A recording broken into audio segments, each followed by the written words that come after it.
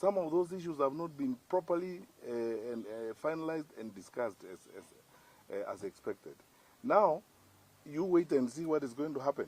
You know, our passport will be downgraded, our travel documents are going to be questioned, and the credibility of the things we do, including our identification documents, is now in jeopardy. Because if every Tom, Dick, and Harry from across the border is going to have our ID cards and so on, it completely weakens the respect we enjoy, the privileges we could be given by others, and of course the strength of our identification documents.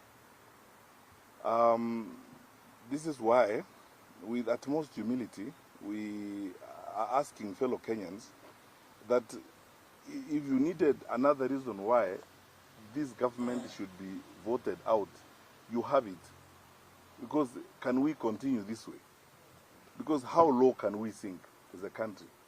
That conspiracy that you saw, that cartel of evil that is selling our documents, that is interfering with our identification documents, all of it driven by the desire to create fictitious numbers and fictitious identities to facilitate voting of even non-Kenyans during the 2027 general elections.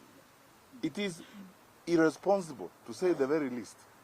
It is unpatriotic.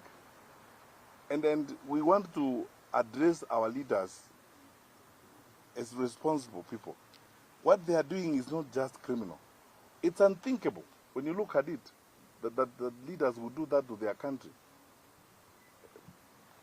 I believe this is something that, if I was president, would not happen, and I would deal with a measure of